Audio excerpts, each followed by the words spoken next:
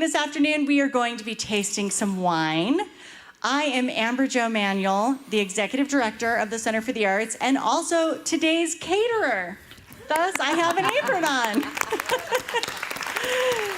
So, you know, the trickiest thing, I think, about this whole pandemic and being shut down is almost the transition back is as hard as the shutdown. So, where we were shut down immediately, and we came up with a whole slew of events to do online. Now we are doing hybrid events. So we are in your living rooms today, and there is also a bunch of people right here in the room. So it's gotten trickier and trickier, but we're figuring it out. And so I want to thank you because this is the first in-person, in-conversation that we have had since we started this series in January. So the Center for the Arts, we are opening up slowly and steadily. We have a whole slew of shows that we're doing this summer at the fairgrounds because we heard you and we know that you feel safer outside. So we have brought some amazing talent, Taj Mahal, Tommy Emmanuel, Azamatli. We're gonna be at the fairgrounds. We're gonna have a great time. So please buy a ticket, support the arts, and come listen to live music again for the first time in 15 months, right? Aren't we all about ready to do that? Before we get started, I just want to tell you a little bit about this series. When we were looking for programming ideas and things to do when we couldn't do music inside here in this beautiful renovated space, we came up with the idea to do a conversation series, which we have been doing since January every Sunday. And I really have to thank my friend Jake here, Jake Freinat-Ati, who has volunteered every Sunday since January to do this series. He has done a host of conversations, and we want to thank him. And I have, I know, just a little gift of appreciation. These are the wines that we're all going to be tasting today, and here's your own little package. Thank you, thank you. Thank you for doing this. We really appreciate it. Wow. This has been an amazing series. The center has never had a speaker series like this, and we have done everything from cannabis to food to wine, and it has been a journey along the way. And we want to thank all of you for tuning in with us as we did this series. So now I'm going to introduce to you your group, and I'm going to let them get started with the wine tasting. Are you guys ready to taste some wine? Everybody super thirsty? Awesome. All right, so as our host is Jake Freinat-Ati. John Seeger Gilman is here doing a sommelier, and I'm sure you're going to introduce yourself. And Megan Hart is also our other sommelier. So I'm going to let them take it away. Have a wonderful afternoon. If you need anything, just wave your hand, and we will bring it to your table. If you're at home, wave your hand and ask your partner to bring it to you. Okay? Okay, so thank you, everybody. All right. Thank you, Amber Jo, and thank you very much for the wine and inviting me to do this. It's really been my pleasure. This was all conceived in the middle of the COVID panic, our pandemic, and I think we're probably all very thankful and grateful to be here in the room together, not wearing masks, and talking and enjoying each other's company. So I feel like a moment just to thank the frontline workers and the healthcare workers and the people giving the vaccine shots that have let this all become reality as we are on the end of the pandemic. So thank you to everybody who let us be here today, and we are grateful and privileged, really, to be in this position. Okay, so welcome to the Center for the Arts Weekly Series in Conversation With. Every Sunday at 4 p.m. we'll be speaking to community experts on topics around nature, lifestyle, food, and art. Today we are talking with Megan Hart of the Hart Wine House Company and John Seeger Gilman of New West Wine Company, which just opened about a block from here, right, John? Yeah, we just opened, this is our second day being open, so brand new venture. Thank you. Lifelong dream realized over here. And that's a small wine shop just in the Holbrooke Hotel. Yeah, we're located literally just down the street from here. So are all these wines available there? I know the white Burgundy is, and I'm not the other two, but the white Burgundy is there in the shop. Okay. But I have similar wines. The Cava I have something similar, but it's not the exact one. And Megan, you're famous, of course, for the Paladar, but also you are studying to be a sommelier. Yeah, I am a WSET level 3 candidate, and there are 4 levels. The 4 is broken down into many other ones, but getting there. What does that mean, WSET is Wine and Spirits Education Trust, and they're based out of London. Cool. Now you know. Okay, and welcome to the live audience, of course, and we also have an audience online, I believe. And all these in conversations are available to watch at thecenterforthearts.org. Let's see what else is going on. Next Saturday, Have you heard about our new outdoor summer concert series? Join us on select Saturdays at the Nevada County Fairground. Our first show features Taj Mahal on June 12th at 7 p.m. More information available on our website. Okay, so that's in conversation with, and now let's get into the fun part of drinking wine. But we're going to start with a little advice on how to drink your wine, or taste your wine, as they call it in other circles. Megan, you have any tips for us? I do. First of all, though, I'm noticing, does everyone have a flour sack towel on their table? I feel like there's one over here. You guys in the front. Amber Jo, can you bring them one? I think that might have been like Kathy and Jeff's. Yeah.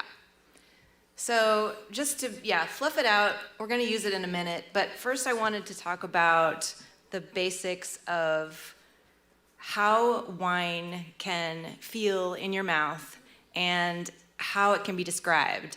And I think a lot what happens is that people get really hung up on being able to experience the same things as other people. And so I just want to make it quite clear that it's impossible to objectively determine any flavor or note when it comes to the human senses.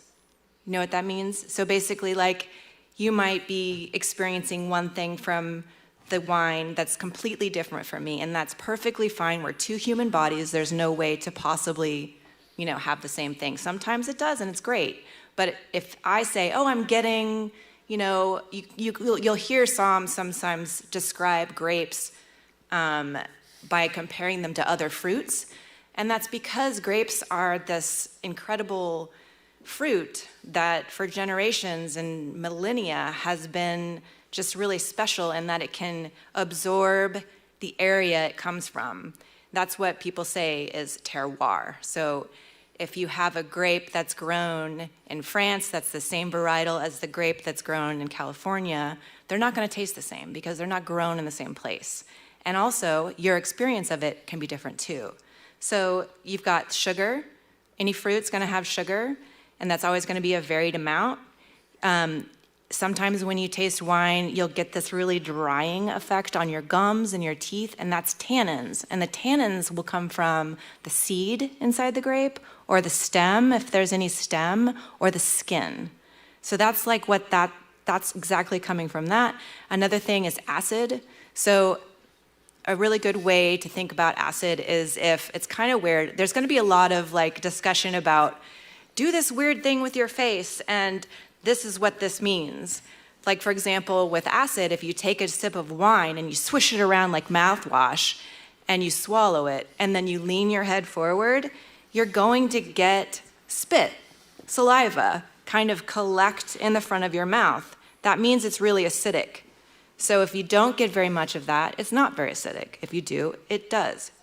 That said, I personally experience really low acid wines to still be really high acid because I'm sensitive to it. So that kind of like goes along the notion of like you're going to experience it differently from somebody else. It's infinite. Okay, and then the last but most important is the alcohol. So if you know anything about how things ferment, sugar creates alcohol. So if anything is high in sugar, the yeast is going to eat the sugar, and then the yeast and the sugar make alcohol and CO2. So if it's capped, you're going to get bubbles. If it's not, you're not.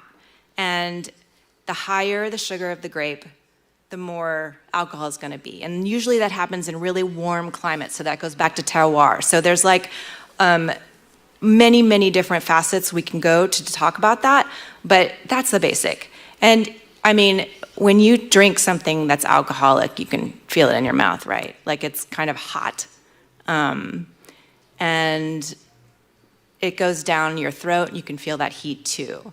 So those are the basic 4 kind of components of all of that. Does that make sense?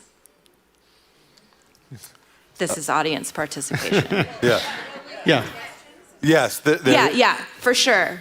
Should we ask questions now, or should we No, keep no. going? We're going to get to, there are going to be Later, multiple babe. question moments in this thing. And let me just say for everybody in the audience or at home, you have 3 bottles of wine in front of you. You don't have to wait for us. You can start tasting immediately. Except you do have to wait for the cava.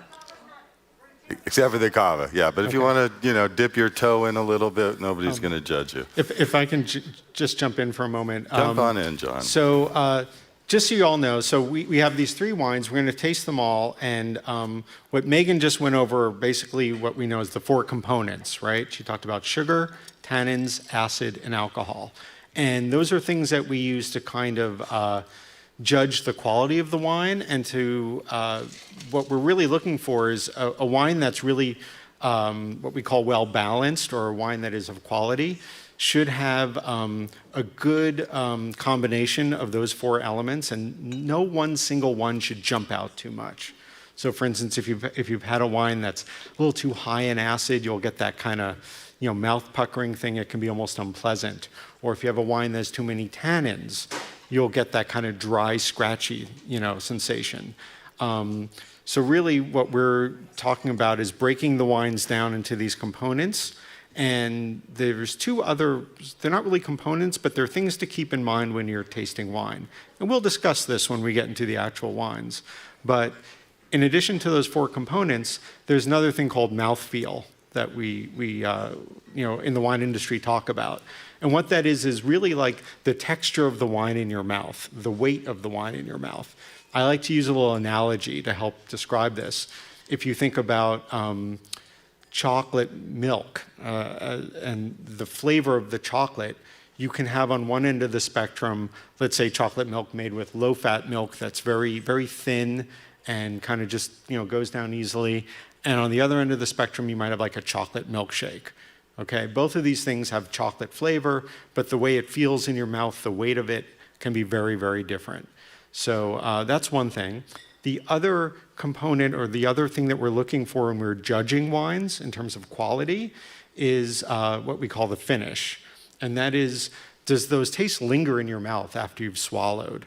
A really good wine, you'll take a sip, and even after you've swallowed, not only are you going to be still maybe tasting the wine, but other flavors might emerge even after you've swallowed it. And that's a sign of a wine that's made with quality. Now, you can have a wine that has nice harmony with all those components. It can have a great mouthfeel. It can have a long finish. You may still not like it. That's subjective, and that's completely fine. And I taste wines all the time that are of great quality. They may not be my cup of tea, but that's how we sort of determine what makes a wine a good wine or a well-made wine. So people often ask me that, in terms of how do you know if a wine is good or not? These are the things that I'm looking for when I taste, and these are the things we'll be looking for today. Great, Will. Yeah. Okay, so I'm going to teach you guys how to open this cava. So is that okay? Can I go ahead? Yeah. Okay, you have your serviette, your towel. These flour sack towels are my favorite because they're giant, and they are great for polishing your glassware too. And Okay, so pull it. Can you guys hear me without the? Is this bad to be not on mic? So it's gonna drip. Grab it with the towel, right? So the towel is great for, you know, keeping your table clean and all that kind of stuff. But it's also, since the bottle is wet, it's gonna be slippery. So grab that and then I already took my foil off because my fingernails are short from gardening this summer, but take the foil off. And then take the wire and just untwist it. But we're gonna keep the cage on, okay? Because the cage gives you grip. I saw you took your cage off. Okay, so we don't know if these are gonna explode. They probably won't. They're not going to explode. So what you're going to do is you're going to hold it at a 40-degree angle. Is that 45, 40, whatever? Away from your Audience. Hopefully away from anybody else. Yeah, away And from your face, away from your loved your whole ones. hand, and you're going to grip the cage over that, but you're going to twist the bottle, not the cage. Okay? So you have your towel. You're twisting the bottle and not. Yes, yes, yes, yes. Good job. And then what I do is sometimes I'll hold it on there, but there you go. So, well done. Okay. Yeah, in the movies, they always, you know, they pop those corks and it goes spraying all over, and So that wasteful. it looks very cinematic, but that's the last thing you want when you're. Oh yeah. Good shot. Good shot. Okay. What not to do at table one? Security, please remove that gentleman. So go ahead and pour yourselves a couple glugs.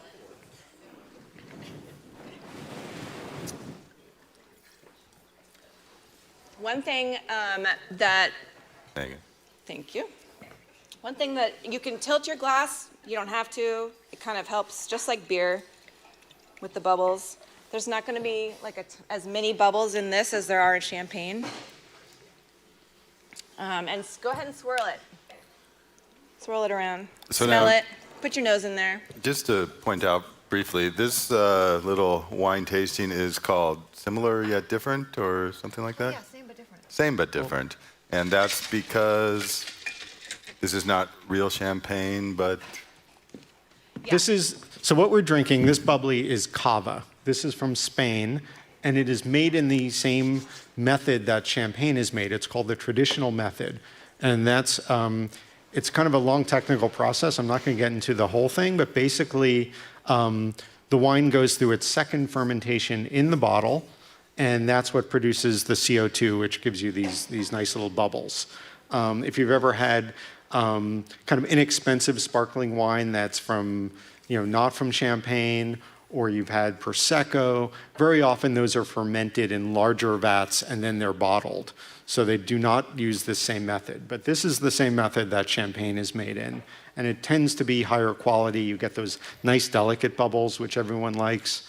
And I'm going to just kind of go through, before we, or as we taste, I'm going to kind of just show you what we do when we're tasting professionally. We first just kind of inspect the wine. We look at it, hopefully against a clear white surface. And you're kind of looking for, you know, judging the color. Yeah, put your seeing it. napkins underneath it. Yeah, your napkin makes a nice. So it's easier. It's easier to do like in natural lighting too. Thank you. Yes. And you're looking for any sediment that might be in the wine. You're kind of judging the color. Even just based on the color, you can draw certain conclusions about the wine. You know, very light. This is kind of a very light-bodied, kind of a pale yellow, kind of like a straw color. And then we give it a nice swirl. You'll often see people doing this when they're tasting wine. And the reason for this is you really want to get that wine to interact with the air. And when that oxygen starts to sort of get introduced to the wine, that's when the flavors and the aromas are released. So that's why we kind of do this little swirly thing, kind of give it a nice swirl. Even with bubbles, you want to do that. And then we give it a nice sniff, but we don't just kind of do this, you know, smelling. You actually get your whole nose in there and really take a nice deep breath, and you're going to really get those Breathe it fruit in. flavors, and whatever's in that wine, you're going to detect it when you give a really nice long.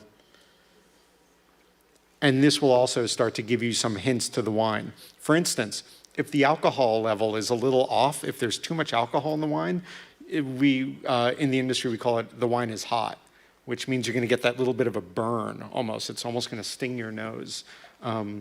Fortunately, with Cava, it's pretty low alcohol wine. I think this is 13%, somewhere 12. around there. 12? Yeah. It's actually 12. So you shouldn't get any burn from this. But I've had some wines where just smelling it, you're going to get that unpleasant burn. And then we take a sip. And now, when I take a sip, I'm going to demonstrate, and then I'm going to tell you what I'm doing. So.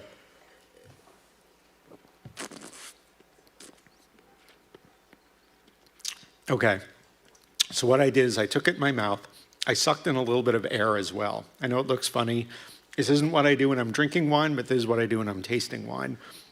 Like I said, you always want to get the air and the oxygen commingling with the liquid to release the flavors and aromas. So I take a little air in and I really swish it around. I have it coat my entire mouth. And one of the reasons I do that is I'm looking for that mouthfeel I mentioned earlier. So really get a sense of like, is it coating my mouth? Does my mouth feel, like it's, is it syrupy? Does it just kind of, is it smooth? And while I'm doing all of these, I'm taking little mental notes about those 4 components that we talked about. So I'm thinking about the sugar, the tannins, the acid, the alcohol. And I'm not necessarily judging each one of those separately. I'm more looking for if anything jumps out at me. If there's something that really jumps out, most likely it's not a well-balanced wine. You want it to be harmonious. And you probably heard people say, every wine has a story behind it. But when you actually take that sip of wine, it tells a story as well. And I say that because a good wine, a wine of quality, should have a beginning, a middle, and an end. And that beginning and middle and end should ideally be kind of a seamless story where you're not really aware of, I got a lot of fruit on that and then it just kind of disappeared and then at the end I tasted something. Or it didn't really give me much at first, but then, on the finish I felt all these flavors. You kind of want it to have a really nice beginning where you get that first hit of flavor and then that what they call a mid-palate and then the finish. So I hope that makes sense, but you kind of want that story to be a nice, seamless story that has all 3 parts. All right. John is available at the wine shop 24/7. Megan, before we get to the audience questions and such, do you have any comments or history, or would you like? What is the name of this wine anyway? What are we drinking? It is a Roger Goulart Grand Reserve Brut. So it's from 2012 vintage, which on a lot of bubbly wines, you're not going to get a vintage, but this particular producer likes to do and when I say vintage, it means the year it was made, the year it was grown. So 2012 is, it's fairly old. That's 9 years old. Here we are 9 years later drinking this right now. And is anybody trying to do the leaning forward thing to get the acid? So like if you take a sip and you lean forward, are you getting like a lot of mouth action when you are sipping it? That's like a... No, I'm not. No. It's not acidic, right? You don't need to put your face on the table. That's for later tonight. That's for later, at the end, after party. No, I did a little deep dive on this producer. Some notes, some things of note that are just kind of cool. When I drink a wine, I'm not going to project, but when I drink a wine, I like to know where it's from, who did it, what were they like? Is it multi-generational? Where was the wine aged? And, I'm just kind of a nerd like that. So in this particular case, this cava is made in Spain. And it's made in a little town a little bit northwest of Barcelona. The grapes are actually procured from all over, but it's a blend of 3 indigenous Spanish grapes. And I'm not going to try to pronounce them. Sorry, guys. If you want to DM me on my Instagram later, I will spell them out for you, but not right now. So you're gonna have, it's a really good indication when you look at the label. If you guys want to take a glance at the label right now, it says Grand Reserva. And it also, I think it says Brut.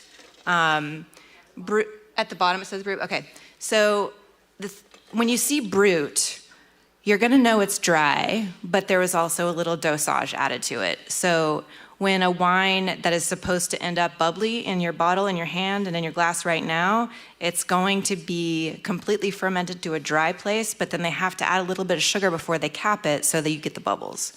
And so dosage is basically that's what they call it when they add a little bit of like super sweet wine that hasn't been fermented yet. So the yeasts have something to eat to create the CO2 that creates the bubbles. So some cool little factoids about this one that I found out is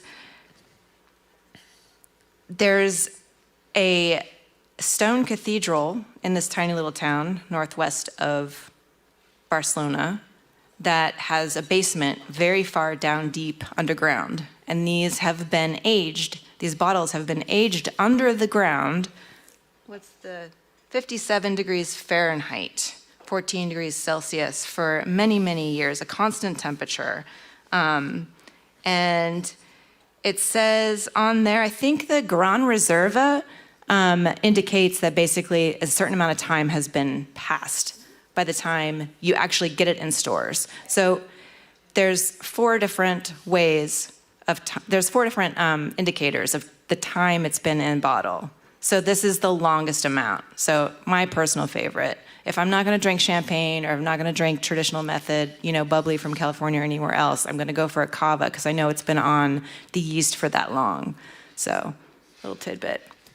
Okay. I just want to say a couple words about what I'm getting from this. And first of all, before I say anything else, can I just see show of hands with those who are here? Obviously at home, I can't see them, but just raise your hand if you like this wine. The people like this. Okay. For those of you at home, pretty much almost everyone raised their hand here. I think this is really nice, and I'll tell you what I'm getting from this, and the reason why I think this is a really quality wine is, when I smell it and also on the palate, you get that fruit, that really nice bright fruit, some citrus. Green apple. Yeah, definitely green apple, like green pear almost, and almost that little creaminess, but also that kind of nuttiness. It's almost like a little hazelnut, that kind of toasty quality. And that's something that you usually get in nice, in champagnes. They kind of take on this kind of biscuity kind of flavor. And it's just something that goes a little beyond just the kind of like bright, fruit that you normally, get in a Prosecco or a sparkling wine. This one's got some character to it, I think, and I really like it, and I'm glad everyone out here does. I think it's really well made, and like Megan said, it's got a little age on it, and it's sat on the lees. The lees are kind of like the dead yeast cells and the little bits of skins and so forth. And when wines sit on lees, they kind of absorb more of that flavor, and it kind of gives it a little more body, a little more complexity. I definitely get that from this wine. Earlier we were comparing it to like a roasted pear bear claw. Yeah. Guys getting a bear claw? Yeah? Just us? No? When Okay. you smell it, Cool. I almost get a little bit of that, like almost like it's a slight hint of like that glazed donut kind of quality. I don't know. Don't be that Somm. Let's open it up to questions, comments. Anybody have any observations here? We've got something over here. What do you got to say? It's on the leaves. How does there not be sediment in the bottle? Good question. The question was, why is there no sediment in the bottle? So it goes through a method, I think it's rumage and degorgement. So what happens is over time, the sediment settles, and they have the bottles tilted up in this riddler that was actually invented by Madame Clicquot, and all the bottles are at this angle, and they turn them constantly, so all the sediment comes down into the neck of the bottle, and then after a certain amount of time, that's frozen. And they do this really crazy, messy thing where they pop it and it shoots out, and then they cap it really quick, and that's why there's no sediment anymore. And that process of riddling, when you're in Champagne, there are people who, that riddling, that turning of the bottle, which they do, I can't remember when they do it, Like but it's every something that day. they do throughout the process of the wine aging. It takes years for people to learn the skill of riddling. It's literally a very specialized technique that takes years of practice. They don't just let anyone go in there and turn those bottles. So when people sometimes ask about the prices of champagne, yes, part of it is because they can get away with charging a lot of money because it's in great demand. But that champagne method, that traditional method that's used even in this cava, it's very labor intensive. And that's one of the reasons why it's usually a higher price point, because it's just not easy to do. Get on YouTube and Google riddling or degorgement, and you'll see these guys go. Yeah, there's very great cool. footage of it. Yeah. Other questions? Why is Dom Perignon $300 a bottle? Why is Dom Perignon $300 a bottle? Why is Chanel $300 a watch? Or no, $3 Because million it's a watch. French. No, wait, no, that's not the answer. Marketing. Marketing. Anything else? No. All right, let's go on to the next bottle. What's next? I think the white wine is next. Oops. Oh, jeez. So I'm going to pour this one. So our next wine is Pour the thy white. And where's the dump thing? oh yeah. I'm ready to I'm gonna dump. pass Oh, that just down. throw it back.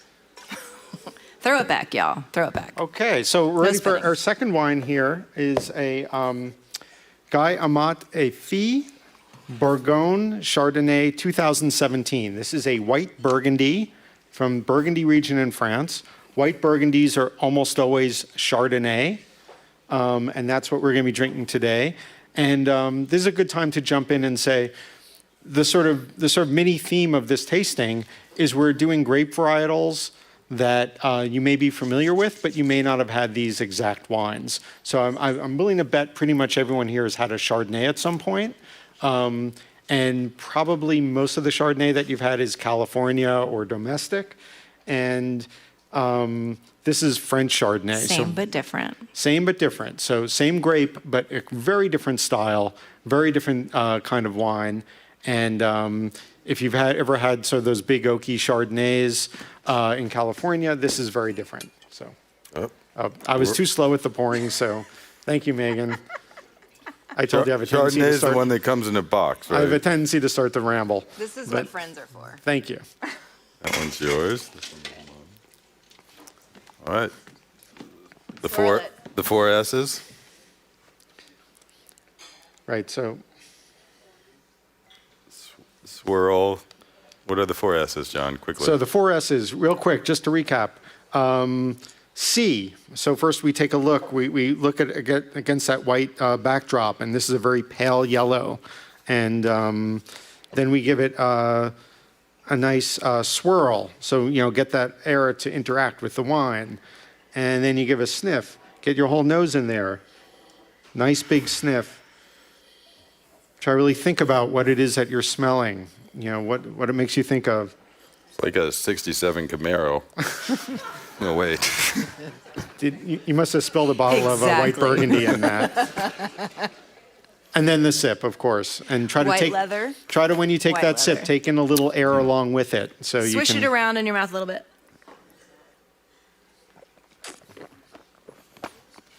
Delicioso. That's lovely. John, you start this time. Okay, so first of all, again, I'd really love to just see a show of hands. Who out here likes this wine? Okay, most people, not everybody. Nuh-uh, Not everybody. Not most. That was like half. Half? Wait, do it again. Raise With those confidence. higher. That's about half. That's about half. Yeah, Two-thirds. well, okay, we'll agree 2/3. What about you, John? Do you like it? And everyone at home loves it, by the way. My mom just texted me. She said she loves it. Oh, your mom likes it. Okay, well, Shout out thank to my mom. goodness for that. So I really do like this wine, and but again, if you're used to kind of big California Chardonnays, this might seem a little different to you. There is some oak on this wine. I can detect it on the nose, and I detect it on the palate, but it's not what I would call oaky. So it's seen, I believe it was a third of the grapes in this were aged in used French oak, which is going to give it some body, but it's not really going to impart a lot of those oak flavors. So for instance, a lot of California Chardonnays, they have a lot of that kind of oak flavor, which gives a lot of like that honey and that vanilla and that kind of like big buttery flavor. And this does not have that. I'd say this is a bit leaner and a little more minerally, but still definitely has that Chardonnay, that body. I'd say this is a kind of medium to fuller bodied white wine in terms of that mouthfeel that I mentioned before. Would you have anything, Tad? Reactions? Yeah. Yeah. Are you guys getting the acidity when you take a sip? Are you getting kind of like, is your mouth kind of waking up? I mean, you don't have to put your whole face on the.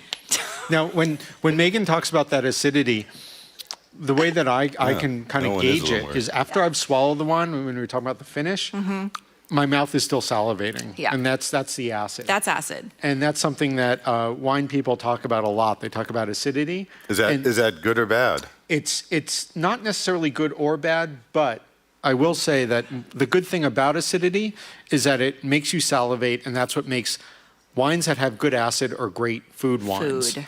So this is going to be a great wine to have with food because you're already salivating.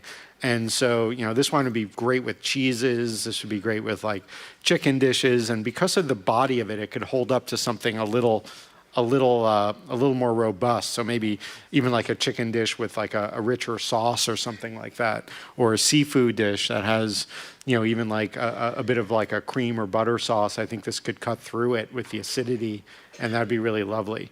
So it's not necessarily good or bad, but I think it's good. And I think wine people are always looking for that nice balance of the acid. And I think this is a great example of that.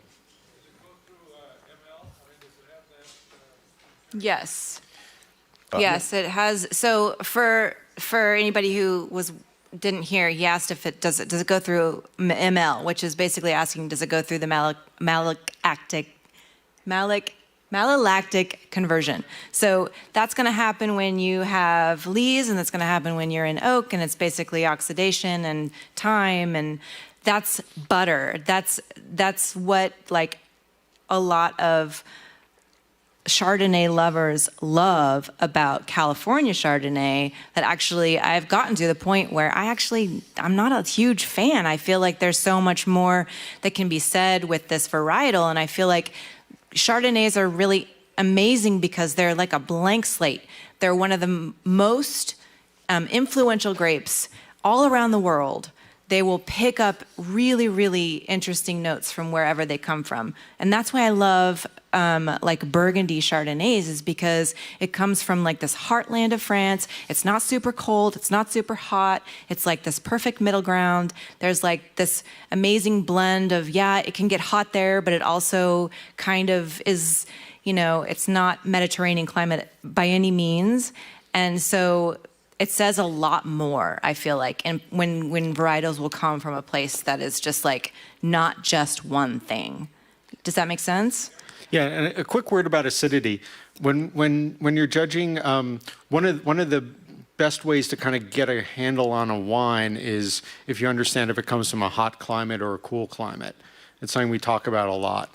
And there are a lot of factors, but in general, the cooler climate wines are generally going to have higher acidity. The warmer climates are going to have lower acidity and more sugar and more of that kind of lush fruit, okay? And colder climate wines are going to be a little more austere. They're going to have a little more acidity. They're going to generally have more minerality. So because there's just less sugar to convert into alcohol. So and less time. Yeah, and less time too. Generally, they'll be picked a little earlier.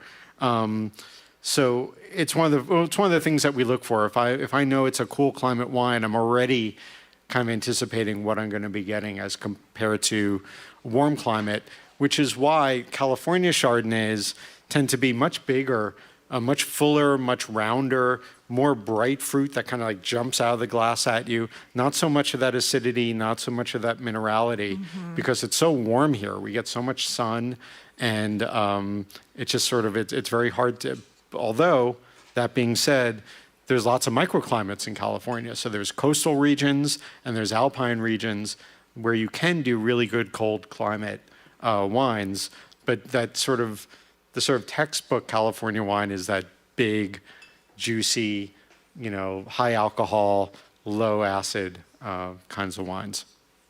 Okay, some cool things about this producer. You ready? So this is from the heartland of Côte and Beaune, and it's from one of the villages that is most famous for its whites, and it's from a 4 or 5, I think, generation family. So this means that great-great-great-great-great-grandpa planted some vines, and great-great-great-great-grandson is still working these vines. That's kind of romantic to me. And also this particular cuvee, you can look on the bottle and you'll see on the left side this really pretty picture of a tree, and it says cuvee flavie. So cuvee just basically means vat or tank or blend. So most likely it's 100% Chardonnay, so it's not like it's different varietals blended. Oh no, I'm good. It's not a bunch of different varietals, but it could be a different plots, So when you see the word cuvee, it means that it's a combination of something in one tank. So Flavie is the name of the matriarch, the original matriarch of their family, who was the wife of the man, because men obviously planted those wine grapes and women had nothing to do with it, but she ran a super fancy, like Parisian laundromat, and this is an ode to her. So her great-great-great-great-great-grandson created this particular Chardonnay in her honor, which I think is kind of cute. The vines are 20 years old, so the vines aren't as old as their business, if that makes any sense. So like vines have a certain age, and certainly different varietals have a certain age. Like, when you plant your lavender and it gets all woody, you're gonna plant a new one and take it up. So it's similar. There are some vines that can go longer, like Zinfandel can go really long. Another really cool thing about this is that this area is south facing. So farmers anywhere? No farmers? South facing, you get the most sun, right? There's a farmer. Hey! So you're gonna get the most sun, and so in an area that's not super, super Mediterranean, that's great because that's gonna elongate your growing period. So you're gonna get more sugars, you're gonna get more like complexities in the grape, and Chardonnays, like I said before, is a perfect blank canvas for expressing terroir, which is a sense of place. So cute little things about that. Little family. All right, let's all pace ourselves here. We're approaching the finish line. Am I showing my? No. Okay. Questions, answers? Is that where French laundry came from? Yeah. Let's just say yes. Is that where French Laundry came from, which is in reference to the famous wine country restaurant? Probably not, but sure. Other questions? So I got a question. I love the European wines so much, but I always find that when you first open the bottle, you get a little bit of a metallic and really earthy, but particularly the metallic, and then it goes away after about 10 minutes. Can you comment on why that is? Soil. A complex question. Yeah. You said that Sorry. the European wines tend to have an earthy, metallic flavor in the first few minutes after opening them, but that it goes away quickly. Any comments? It probably does have to do with soil, but also, there is something that we kind of refer to as bottle shock. And, when I was talking earlier about that intermixing of the oxygen and the air with the wine, very often, particularly with European wines, because when they're first poured in the glass, I will sometimes get that metallic quality that you mentioned. I'll also sometimes get some real kind of like funkiness, that's a little bit unpleasant. It's almost like a little bit rotten, or kind of like fruit that's been stewed, right? And very often that we call it kind of burns off once you kind of let it open up. This is a good argument for letting your wines breathe. Even if you're not decanting them, like this red wine, you pour it in your glass, and you really want to that's that swirling that I'm doing. I'm trying to get it to kind of open up, as they say. And very often that funkiness or those kind of slightly unpleasant qualities will kind of disappear once it gets a little oxygen. And this also goes to, I'm glad you asked that question, because it's something that people often underestimate, which is how different a wine can be once it's been open for a while. And I really do feel that it's important to, especially with your red wines, really let them breathe and open. You don't necessarily have to decant them, but if it's a big red, something like this, you really want to let it kind of burn off, kind of settle. And what also brings me to a point that wine is really about context, right? So, the best bottles of wine I've ever had in my life are the wines I've had with my friends and my loved ones. They're not necessarily the most expensive or the most quality wines. Yeah. Yes. The loved ones. But also, wines don't, even the same wine won't taste the same every time you open it. Even in 6 months or a year, it can really change. Wine is a living thing, right? It's not so static. Are you. And you change. You do change, and your palate changes. And the things that you might not like now, you might really develop a taste for later. So it's really important to keep that in mind, that even the exact same bottle of wine, well, I mean, not the exact same bottle, but same bottle, even from the same case of wine, 6 months, a year and a half later, could taste very different. But yeah, that's a great question, because I think people often, they'll open it, they'll pour it in their glass, they'll take a sip, they'll say, oh, I don't like that, it's a little funky, or it's a little metallic. And if they just kind of give it maybe a half hour, or 20 minutes even, it's really going to change and evolve. A lot of other things about metallic things that you sense is mineral. And it does come from soil, and it can come from time, it can come from bottle shock.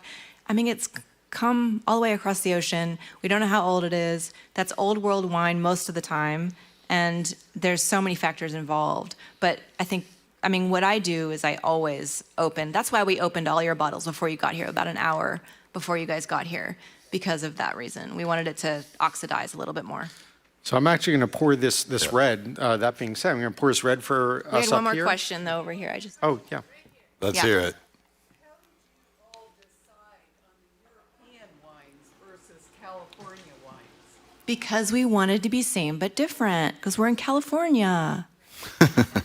Yeah, I feel like most people I meet in this area, I've had a lot of California wines and not a lot of exposure to European wines. And I just think people should try things that are different. And, especially because these are all grape varietals that, we're familiar with from California, but we may not have had the European equivalent. And I just think it's fun to try new things. And like I'd said, they really have a very different style, a different approach. And it may not be your cup of tea, but you know what? You learn as much from the wines you don't like as the wines that you do like, which is why you just have to try everything and start to really figure out what it is that, appeals to you. One more question. Amazing. What do we think of Australian and South American wines? I mean, I love wines from everywhere. I love all wines, unless they're bad. I will say that I think, I would agree with Megan, but that's a very general question. I mean, they have great wines, they have not so great wines. In general, I think that if you are buying wines that are made generally from smaller producers, from family producers, from people who do, you're going to get more quality than if it's something that's mass produced. This is something I really want to, if you take nothing else away from this, wines, if you think of wine the same way you think about food, and you think about food that is mass produced, food like fast food, it might taste yummy, and it might kind of, hit the right spot at the moment, but it's not particularly nutritious or particularly well made. It's not made with love and care. They kind of have a formula, right? They have a taste profile. They have like an algorithm, or they have, whatever it is that they do, and they know how to, be consistent and make that wine taste the same year after year after year. And that's my problem with like mass-produced, supermarket wines, is that they tend to be very homogeneous, and they kind of dialed in their formula, and then they just plug it in every year, and you get the same thing. Wines from smaller producers, family vineyards, people who are doing organic growing, you're going to get wines that really reflect not only the place that they come from, but they're going to really vary year to year. And I find those wines much more interesting. So, And much more expensive because of... Generally expensive, but Yeah. even so, so Australia, I do think Australia has a lot of similarities to California, and just that, they have that warm climate, and they can really get their fruit very ripe. So you tend to get fruit that's very, very big and bold and has lots of fruit flavors, high alcohol. Again, they have cool climate regions as well, so I don't want to generalize here and get, Australian wine lovers angry at me, but I do think there's a lot of parallels between Australia and the United States. But they make some amazing wines there, but they also make a lot of, inexpensive, mass-produced stuff the same way we do here. And those wines don't interest me as much. All right, let's move on to the red. Okay, this is an important question. Let's hear it. Okay. Yeah. Okay. Had a recent experience maybe 5-6 months ago. I was down in the Napa area, and anyway, I went to Gergich, and they have... Gergich was the guy who created a Chardonnay that revolutionized California wine, more or less, and they have released a bottle by the same formula that he had originally, but it was unfortunately $120 a bottle. But they had a bottle open, and I was allowed to taste it. It wasn't like any Chardonnay I would have put on any level of greatness that I tasted recently, but that's what it was back then. It's kind of interesting. You can taste red wines, really old red wines from the 80s and stuff. They don't feel as manipulated as wines do now. So I mean, I don't know if that's something Yeah, people can taste, but Let him over repeat time, it. you know the difference. I do think it's a little bit of the, the technology in winemaking has advanced so fast, and there's so many more options now for winemakers. And I think that's a good thing, and also sometimes not a good thing. And, there is something to be said for, it all really begins in the vineyard, right? And with the fruit that you're growing. There's no getting away from that, and no amount of manipulation or technology is going to compensate for, the fruit. And I do think that particularly with, like I said, those mass-produced wines, those supermarket wines, those wines that are consistent year after year, they generally get that consistency by doing a lot of manipulation. The interesting thing about wine is they don't have ingredients on the wine label ever. And you just assume I'm just drinking fermented grape juice, but you're not. You're very often drinking, you don't even know what you might be drinking. They use all kinds of techniques and manipulations to give it flavor profiles. They might use flavorings. Instead of aging it in barrels, they may use oak chips or oak flavoring. There's all kinds of things that they do, particularly with wines that are at a very low price point. So if you're seeing a wine that's, $8 and they're marketing as a Napa Cabernet, you can be pretty sure that that's not well-made wine that they're putting that kind of care into. So But that's okay if you like it. Buy it, drink it. And if you like it, that's fantastic. I never judge anyone on what they like or they don't like, but I do feel that more and more people are concerned about what they're eating, where their food comes from, how it's made, how it's grown. And if those things matter to you, I would just encourage you to look for wines that are made from smaller producers, made with that kind of care and attention. Said the refrigerator white, refrigerator reds. Remember those? Pat Paulson? Ye- You just, if you like it, you want to just stick it in the refrigerator and drink it, Sure. I mean, he's mentioning how, if you like a wine, put it in the fridge and drink it. And that's actually true for even reds. I mean, if you're getting a bottle and you open it and you love it, but you're like, one glass is good for me, put the cork in it, put it in the fridge. It's okay if it's red. It's going to last long. Pull it out like, if you know you're going to want it for your dinner later, pull it out like, noon-ish. It's okay. It's the best way to elongate the life of even your red. Maybe that might not be exactly the point you're trying to make, but yeah. Speaking of red, let's move on to this beautiful red wine. Megan, what can you tell us about this red? Let me grab And everybody, my notes. feel free to pour. Yeah, I was pour your holding up the wrong red. bottle. Okay, so this is the perfect example of why it's good to learn labels. All right, so if you guys can look at this label a little bit. There's this teeny tiny little line on it. And wait, gimme. Yes. Okay, so on the back, turn it to the back. It says, I'm going to, in Italian, it says I think that's an A, uve legalmente appassite. Is that, am I Luckily, we're not Italian. making some people crazy? So uve is grape, uve, this is Latin, basically.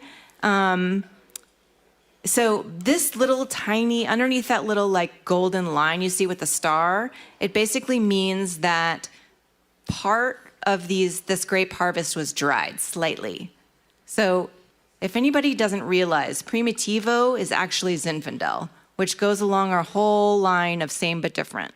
So we wanted to bring basically as a Zinfandel varietal to the masses that wasn't Zinfandel on the front. So that kind of is the reason we picked this one.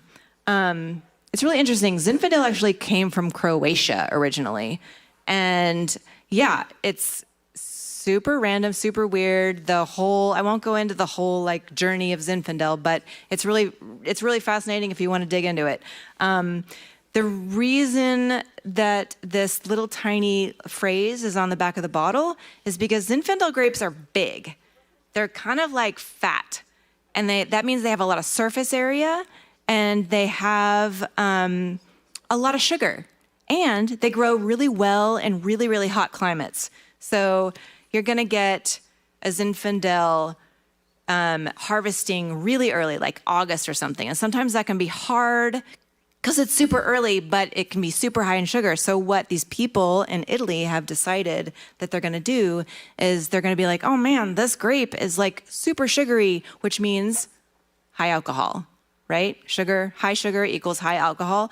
And when a grape grows, the sugar content goes up and the acid content goes down. So what they're gonna do is they're going to harvest it when it's still kind of not totally ripe and the acid contents are really high and the sugar contents are not so high, but they harvest it then, they grab it, they're like, oh, we want this acid, and they dry a little bit of it. And when you dry a little bit of the grape, the sugars and flavors concentrate. So that is going to balance out the high acid and create a balanced effect, yes. Because my understanding of the sugars is it helps ferment higher alcohol. Sure. But it depends on how the sugar is used up. So sometimes if you pull it too soon and the sugar is still sugar versus the alcohol, then you have the sweeter versus the alcohol. Right. So Anybody who can't hear, she's talking about basically the dance between timing and the growth of the harvest. So the grape is the longer it's there, this particular varietal is gonna be harvested early because it's so big and so high sugar content, and that's gonna affect the alcohol and stuff like that. So yeah, it's a dance with the winemaker, and that's theirs to decide. It's completely, place, preference, just, yearly climate's always different too. Like this particular wine, is 2019. It's not very old. So These are all decisions that the winemaker has to make. Yeah. Do they want to have It's a dance. Do they want to have residual sugar, or do they want to keep it longer and have it be drier? And do you think, because it's my experience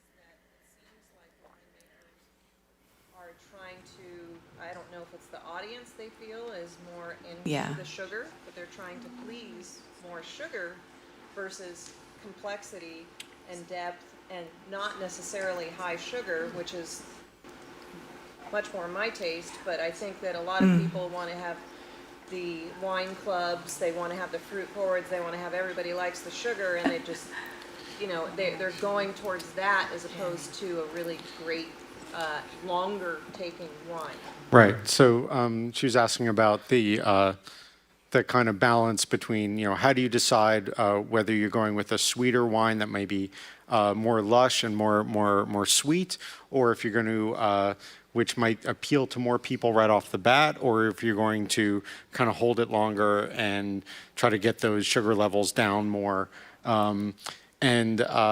You know, I can just say, being here in California, I think we're kind of going through a bit of a change here, where we're coming out of an era where I think public demand and winemaking was sort of geared more towards big fruit, big sugar, high alcohol, very extracted wines. When I mean extracted, I mean you're trying to pull all of that flavor and sugar out of the wine.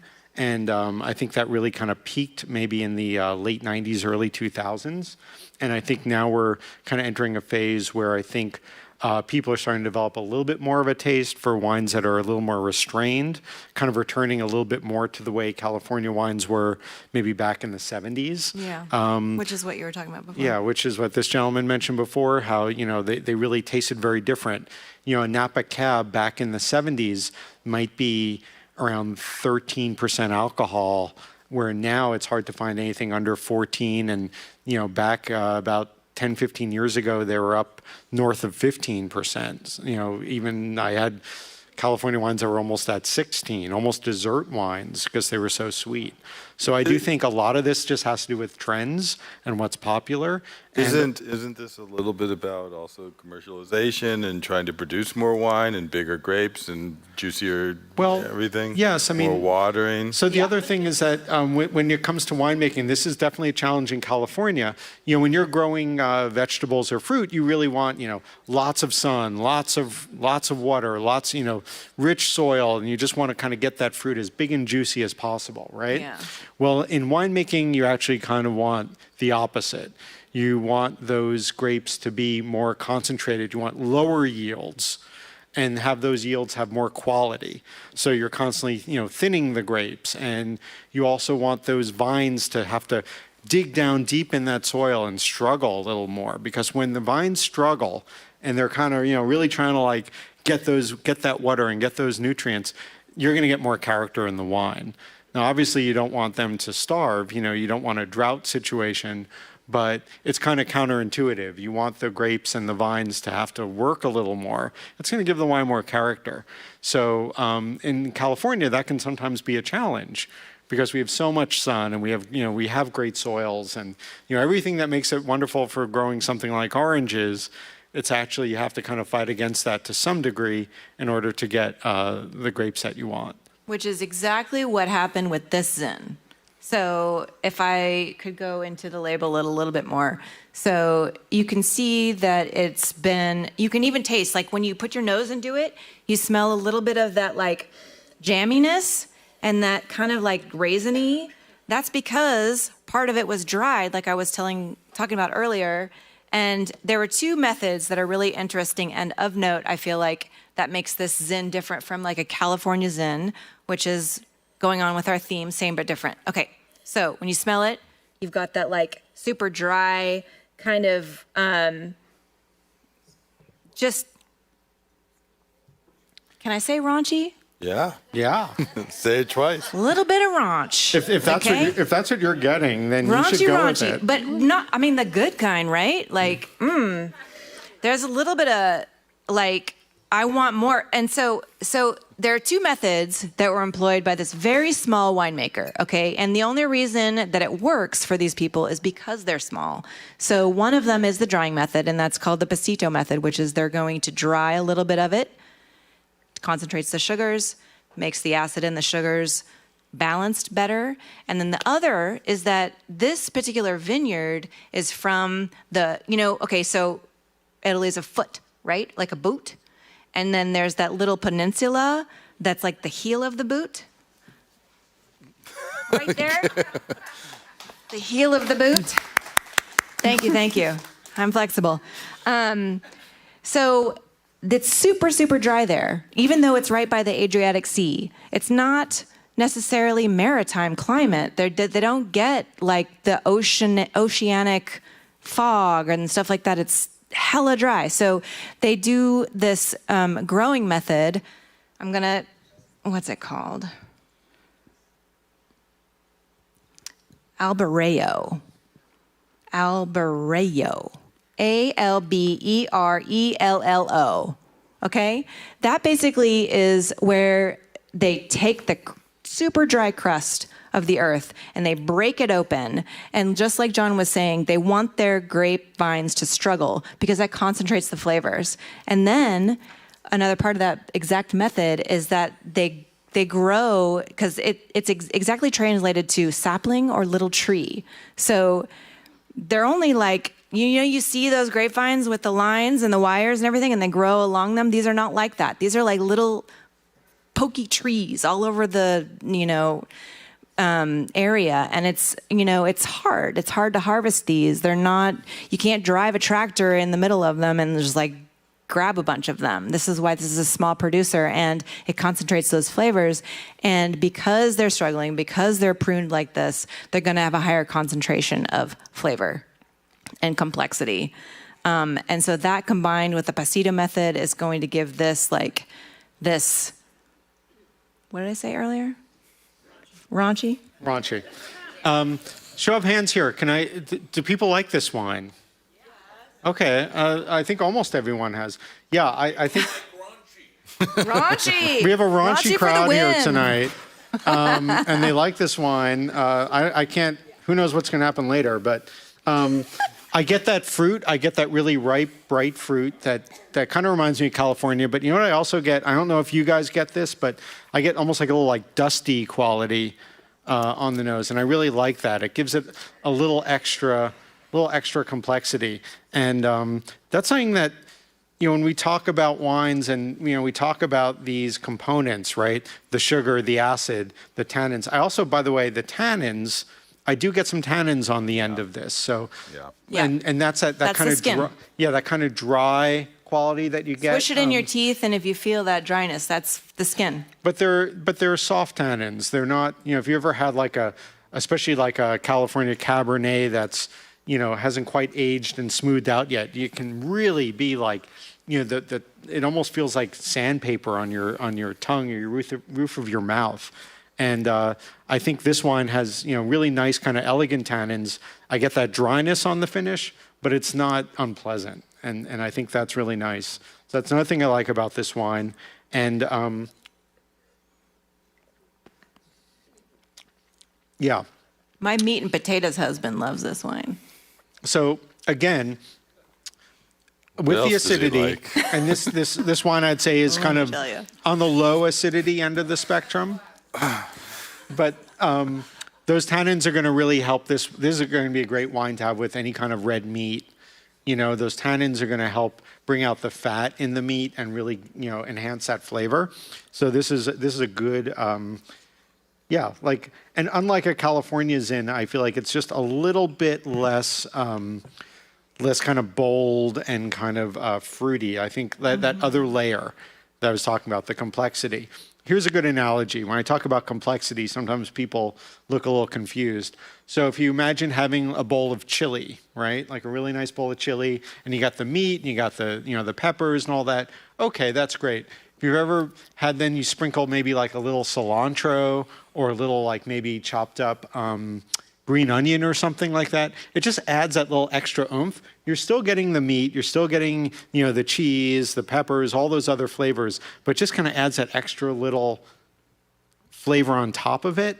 And that's how it is with really good wines. They have, you have the fruit, of course, because, it is wine after all, but you start to get those tertiary flavors. You might get, like I said, that little bit of dustiness. You might get some minerality. You might get some savory notes, things like that. So when I talk about complexity, that's kind of a good analogy to think about. And when you're in the shop or the grocery store or anywhere and you're looking for a wine, like look at the label. Figure out where it comes from. There's ways, you got phones, Google that. Google it. All right. Before we all take our clothes off and run around naked in a circle, I'd like to ask, are there any more questions in the audience? Yes, more questions. Regarding the red wine you were talking about, breathing, letting the wine breathe, what do you think of those gadgets that are called aerators? What do we think of aerators? I love them. You can get, there's so many, but you can also just buy a decanter from me. JK. No, I mean, they're great. They're great. You can also swirl it. You can pour it in a bucket and swish it around. You can shake it up. Like, there are so many ways to add oxygen to wine. You don't have to spend $300. It's a great party trick. If you want to be like, hey, this is this fancy thing, and I'm taking, you do it. Do you? But you could also just pour it and pour it. You can do that. And especially if it's old and if it's red. If it's a super old red, I will sometimes pour a red the night before I want to drink it in my decanter. And I have this kind of like cool little like cap that still lets air out, but the gnats don't get in because I live in the country. And so, yeah. John, any opinions on aerators? I'm pro aerator, but I don't feel that they're necessary. You can, like Megan said, there's ways to do it with low tech, but the important thing is get that air to interact with the wine. Mm-hmm. Any other questions? How do you think, on the opposite side, is the best way to store red wine? How to store red wine Well, I mean, after it's open. after it's open? Oh, fridge. Yeah, put a cork or a good closure, put it in your fridge, and it can last for a few days. She wanted to know how the best way it was to store a red. And I said fridge, and he agreed, so. Winning. Yeah, that's great if you can do that. Again, it might give you an extra day or two, but it's not going to extend it for a week. I see an arm over here. I would, yes, I would. Question in the back row. Both of you go at once. That's perfect. Some people have reactions to sulfites in wine. There's a lot of organic wines available. How do you feel about those? I haven't found one that I love. Okay, great question. She was asking about sulfites in wine. Unfortunately, you asked the person who's going to go off on a tirade, but we're almost at the end, so I want to cut it short. We're past the end. But while we're past the end, here's the thing. Most people don't realize there's more sulfites in white wines than red wines. There was some misconception. There was some article that came out back in the late 90s or something that talked about sulfites, and everyone jumped on this bandwagon and started blaming sulfites. If you've ever made wine, sulfur, first of all, is a natural substance that occurs in wine, and when it's added to wines to stabilize them, it's very, very little. I think people have this misconception that they're dumping sulfur in, and it's really like messing with the wine. Sulfur is a really good thing. It's necessary to stabilize wines. There are wines that are made without sulfites. There's varying opinions on them. I've very rarely had one that I liked, although I think that there are good ones. So I don't want to get this anti-sulfite people angry at me because they'll hunt me down. All right. Okay. Obviously, we're out of time.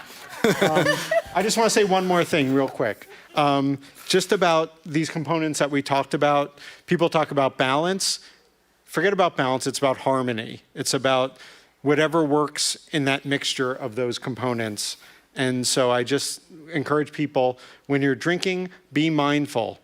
Just think about what it is that you like about the wines you like and what you don't like about the wines you don't like. You learn as much from those wines as you do the ones that you do like, and that's how you're going to learn. So just taste, and think about what it is about the ones you like and don't like, and that's going to help you choose wines that you enjoy more.